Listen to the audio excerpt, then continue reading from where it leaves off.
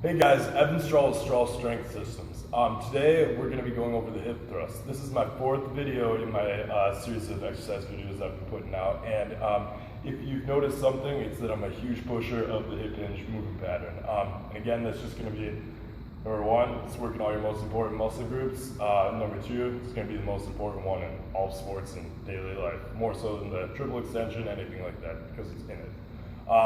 So the reason I want to go over the hip thrust today is because, it's kind of new in the spotlight in the field, I guess you could say. It's been around for a while, but a lot of research, especially EMG research, has been done on it lately, and it's been found that it is going to probably be one of the best exercises for glute hypertrophy, and that's just going to be because it's got the, it's going to place the most metabolic stress and mechanical stress on your glute muscle. There's going to be a little bit less muscular damage than some, well, I guess if you compare it to either the squat or deadlift, just because the sarcomeres aren't going to lengthen as much, a lot shorter range of motion. So, I mean, it's not going to necessarily be as good of one for building strength, and there's really a stretch reflex happening on it, so it's not necessarily going to carry over the most of the sport. But in terms of just helping to, I guess, add to your physique, or just for purpose of hypertrophy in general, it's a great exercise.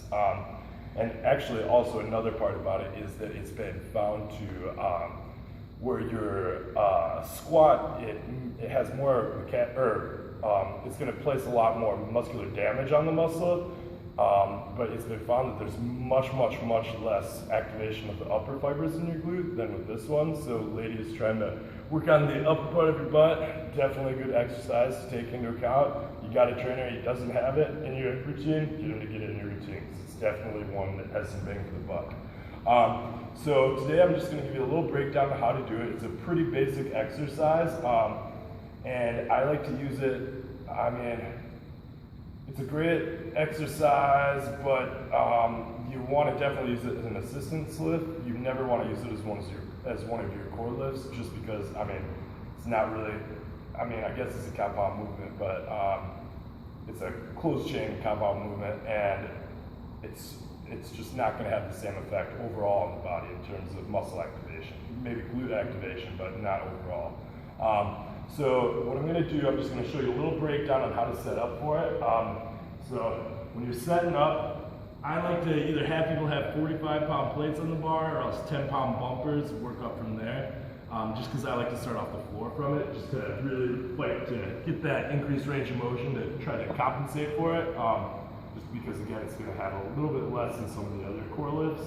So what you're going to do, you're going to start upper back on the bench, and this could just be any bench too. We've got the nice little rep Contreras mid glute thruster, but you can really do it on anything. Another thing that's really going to be needed is going to be a pad, just because it's going to place a lot of stress on your pelvic bone if you don't have one.